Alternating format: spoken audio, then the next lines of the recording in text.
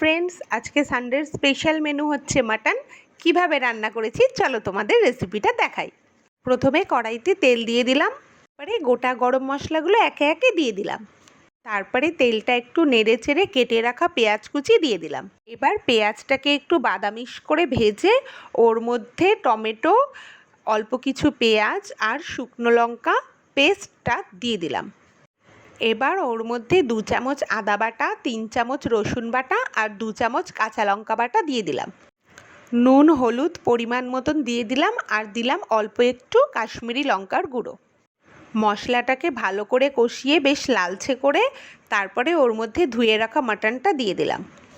মাটনটা দিয়ে ভালো করে কিছুক্ষণ কষানোর পরে ওর মধ্যে সানরাইজ বিরিয়ানি মশলা আর সানরাইজ মিট মশলা দুটোই দিয়ে দিলাম। এবার মাটনটাকে লো ফ্লেমে বসিয়ে কষাতে থাকলাম যতক্ষণ না তেল ছেড়ে আসে মশলা থেকে। মাটনটা মোটামুটি কষানো হয়েই গেছে, এবার ওটাকে প্রেশার কুকারে দিয়ে দেব। তার মধ্যে একটু পরিমাণ মতো গরম জল আর আগে থেকে ভেজে রাখা আলুগুলোও দিয়ে দিলাম।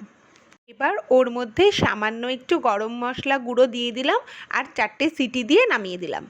প্রেশার কুকারটা ঠান্ডা হয়ে গেলে মাটনটাকে বার করে কড়াইতে দিয়ে দিলাম। এবার ওর মধ্যে 1 চামচ বাটার দিয়ে 5 মিনিট লো ফ্লেমে রেখে রান্না করলেই রেডি।